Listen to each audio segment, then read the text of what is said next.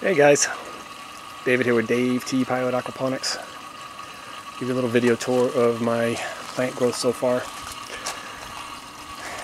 This is a new aquaponic system, started this this year. Only a couple of months old.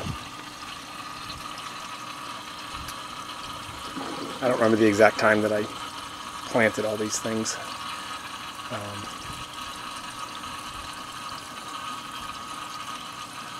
But I can look it up and post the date on the video. So we have cucumbers planted from seed,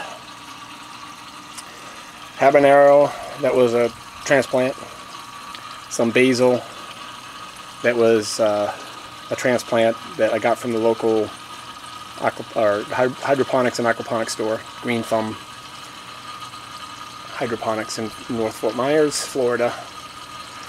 He was getting rid of this basil to make room to grow some lettuce in his DWC, and the basil had fallen over and was all withered, and he thought it was going to die anyway, so I said, hey, I'll take it off your hands and throw it in my gravel bed and see what happens. And my wife came out and just pruned it, starting from the top, just kept pruning it down, and this basil is just awesome. We have more basil than we can eat. It's fantastic.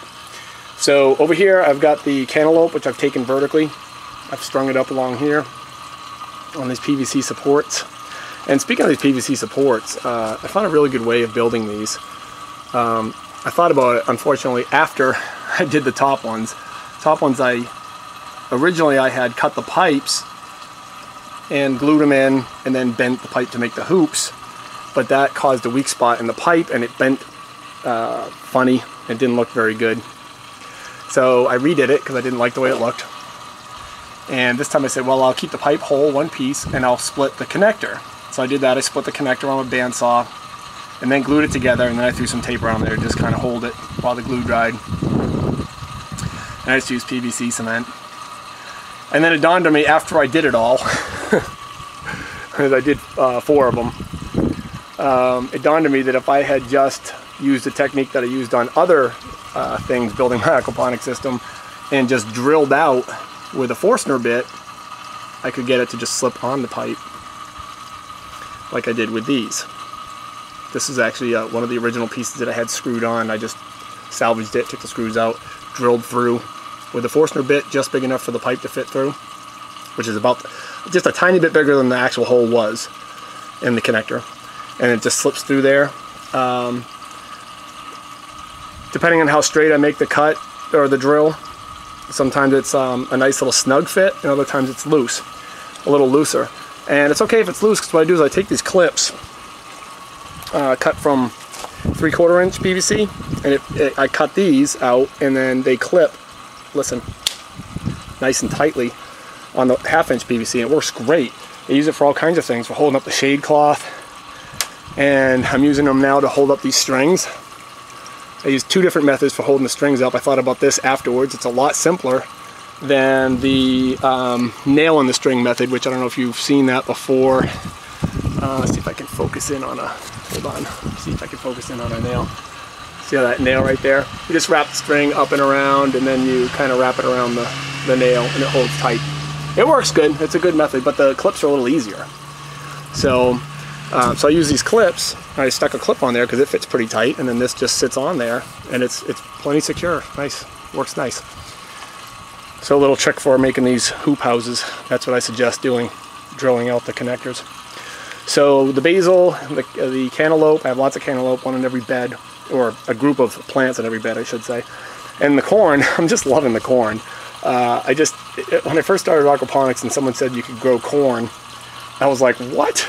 Never thought it was possible, but so I threw some corn seeds in there. Literally, they look like corn kernels, and I just threw them in there and said, oh, let's see what happens. And these 4 corn stalks grew, and I'm actually getting the ears now. There's the silk growing up the top, so it's awesome. I love it. Yeah, I mean, you don't get a lot of corn for the the relative size of the plants. You get 1 to 2 ears per stalk, but hey, I think it's just cool to grow your own corn. I don't know, it's awesome. And to grow it hydroponically, or aquaponically rather, is even better. So onions, some green onions, which are really cool because we eat a lot of those. And then I threw some lettuce seeds in there recently, and they're all sprouting up. I've got green lettuce in here, and I threw those in all the beds too. So in this bed number 2, I've got cucumbers. It's a nice cucumber growing there, which I'm probably gonna pick that today, because that's the only cucumber on this plant. I want to encourage the plant to grow more, and it's like it's putting all its energy into this one cucumber. It's not that big, as you can see from the size of my hand. It's not that big, but I bet it's going to be good, so I'm going to pick that off and share it with my family. My 5-year-old son loves cucumbers. And then the second cucumber plant here is a cucumber growing there, and I think there's one right there in the very, very early stages. It grows, see, it grows just under the flower. The female flower gets pollinized by bees, and then it forms a cucumber. Same way as the cantaloupe, which is, they're in the same family. So I'll be doing that. And as you can see, I'm storing up the cucumbers as well. So they'll go vertical, and I'll have a lot more room so that they don't, you know, scatter all over the beds. Over here I have some Genovese basil. I'm not sure what that other basil was, the one over there. I need to ask the owner of the hydroponic store what that was. He was growing that aquaponically. I think I said that before, but so that is Aquaponic Basil, all organic, and they taste vastly different. Vastly different. That one over there, maybe someone knows better than me. That one tastes more like black licorice or anise is the spice name. This one here tastes quite a bit different. It's got more flavor, but it doesn't taste like that black licorice taste. So I didn't know there was even different types of basil until I started doing this. So I'm learning a little bit every day. Red cabbage is just looking awesome. I just love those leaves. That's pretty cool. My wife's like, "Where's the green cabbage? I can make some coleslaw." So I don't know if I can catch up now, but I'll try to grow some green cabbage as well. And a bunch of lettuce in here, some red lettuce. I think that's green lettuce, and over here is red lettuce.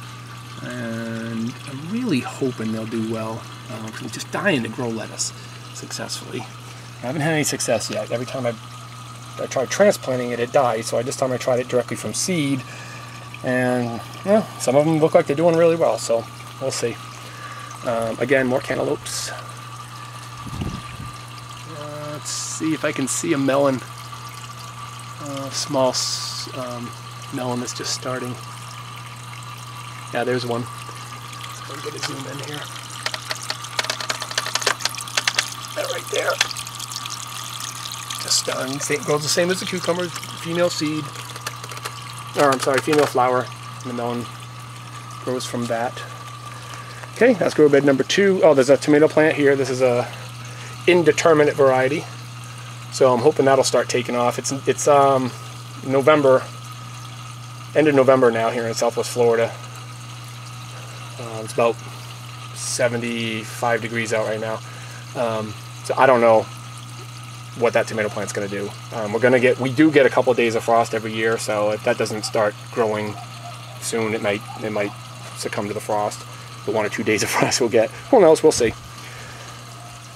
Over here, more cantaloupe. My son absolutely loves cantaloupe, so I'm just trying different methods of growing cantaloupe.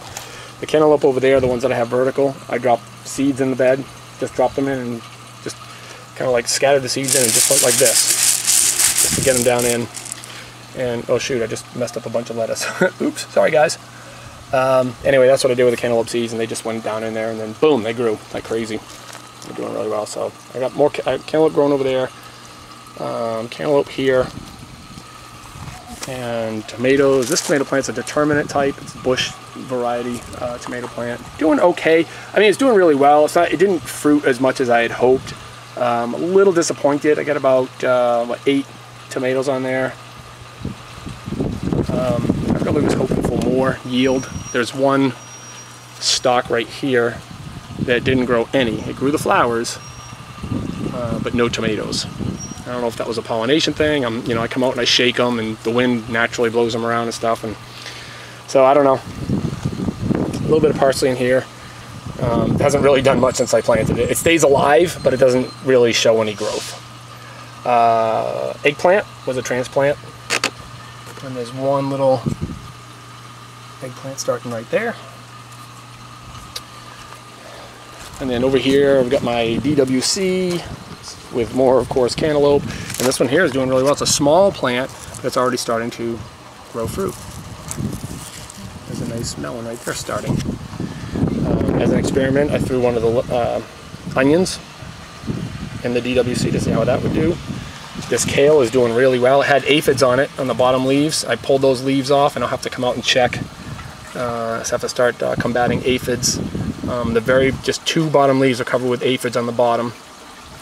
And so I picked those leaves off and threw those out, and then we harvested 3 or 4 of the leaves that were actually bigger than this one here. 3 or 4 leaves. We harvested those off. My wife made some kale chips that we found out how to do on just watching a Sunday morning show yesterday, and they were awesome, really good. More cantaloupe. This one's nice, coming along nicely. Oh, and I have I dropped a lettuce seed in the DWC too to see how it does. And so far, looks like it's doing okay. Come over here, I got my peppers. These are red. This was a transplant from Home Depot, I think. Red sweet pepper. It's going nice. There were no peppers on the plant when I bought it. It was about, probably half the height. A nice pepper here, which again, I read that now if you leave it, you have to leave it on there long enough to ripen to red. Or it can be, you can eat it now, green. It just won't be as sweet. But if I take it off now, it'll encourage the plant to make more peppers. So I don't know if I'm going to do that or not. I haven't decided. Come over here. Here's one of my cantaloupes. It's coming along nice.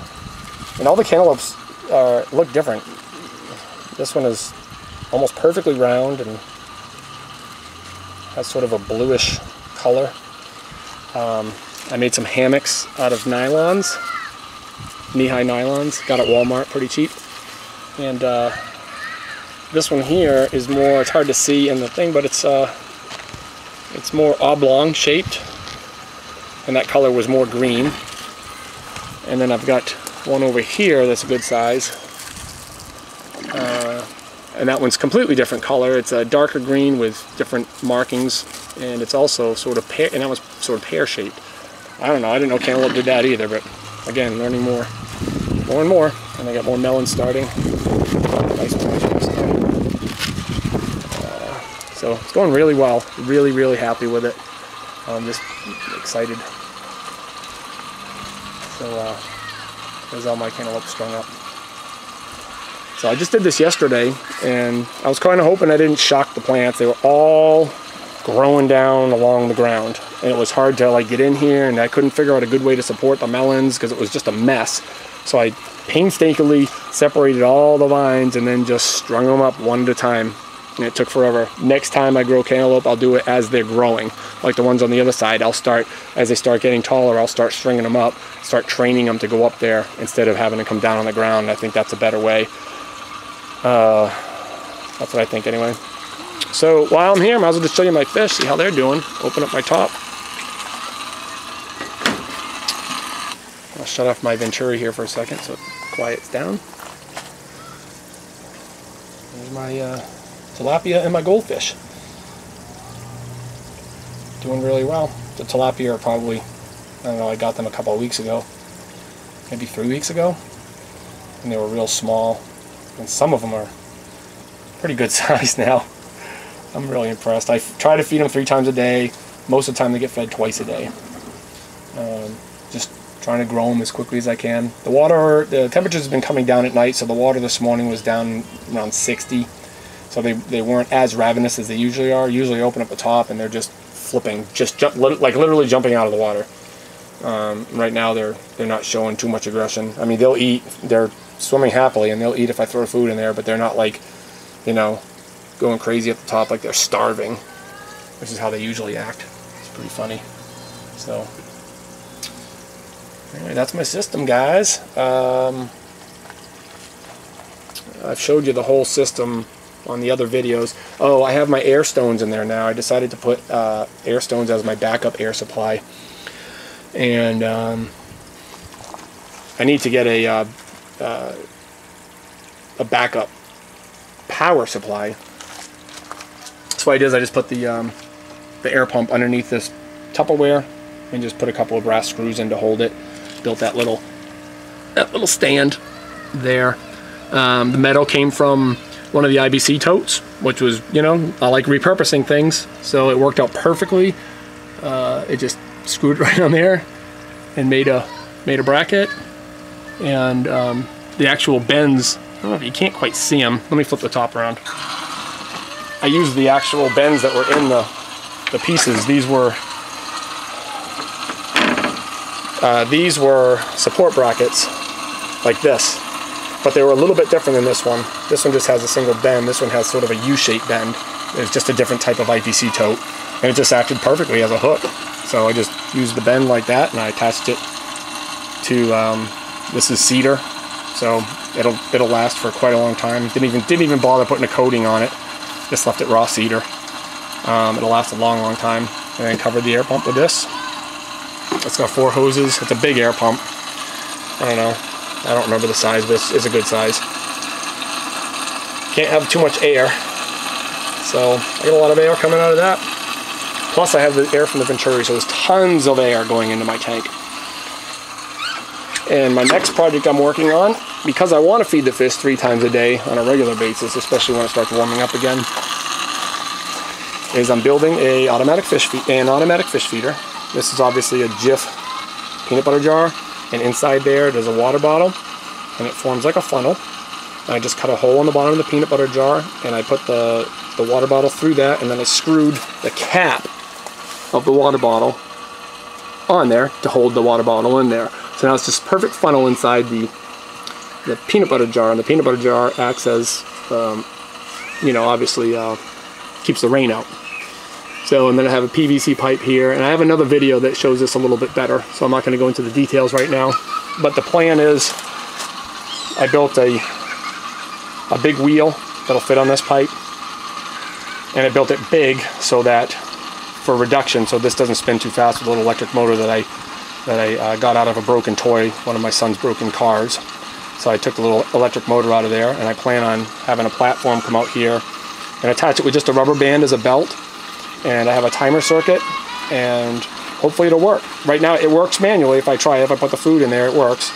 It works nice. It just goes out, and there's a hole in the bottom of the pipe here, and the food just drops out. So when I get that done, I'll make a video on that. So that's all I got for now, guys. Thanks for watching, and keep tuning in, and I'll update you on